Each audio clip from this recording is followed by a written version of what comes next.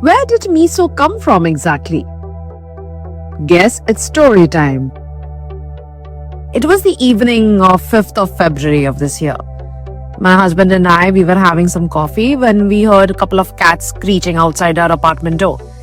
Initially, we thought it was Ramila and Oreo. So Ramila is this very cute calico female who was pregnant, and Oreo, a handsome tuxedo cat. Both these cats live in our building, and Ramila is a bit spicy and I guess every pregnant cat becomes a little spicy to kind of protect herself, and I thought they were having sort of a fight, and we actually thought Oreo would be the one needing rescuing here.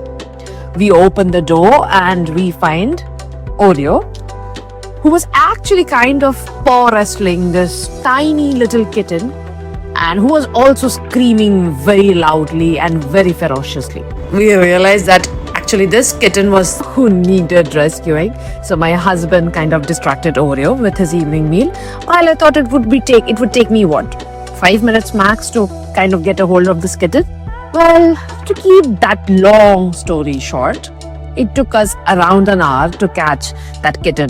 The kitten was understandably scared, very, very spicy, scratched my hand to bits. But finally, with the help of a couple of cloth bags, which we made into makeshift gloves, we kind of caught her and then got her back into the apartment, where we found the pen that Mao used to use when we went traveling. And that pen was actually godsend because we had no place to kind of separate Mao and this kitten. And since Mao had a very nasty case of feline cold a couple of weeks back, we really did not want Mao exposed to any stray cat at this point. So the next day, we took this kitten to the vet, where the vet told us what we had initially suspected: a case of ringworm infection on her skin, a mild tummy infection, and also fleas. The poor kitten's body was crawling with fleas, and we had to give her a bath as immediately as possible.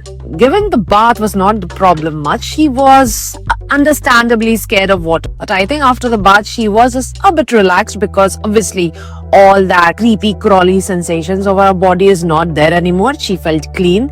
She ate and had a tiny fitful sleep because she was still scared of the surroundings, which was completely different from what she was used to. And it took a better part of 2 weeks to finally calm down and have a good quality sleep. Vet visits followed. We were giving her weekly lime sulfur baths, keeping Mao and Miso separated because we were not really sure how Mao is going to interact with her. Yes, he did sleep next to the pen at all times. He was hovering around her. And yes, Miso was also meowing at Mao back, and they had this entire interchange of meows with each other at different types of meows actually.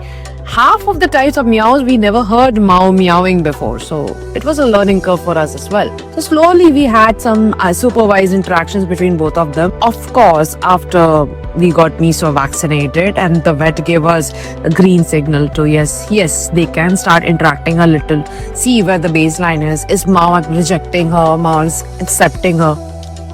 But the good part is, I think Mao had accepted her on day one itself.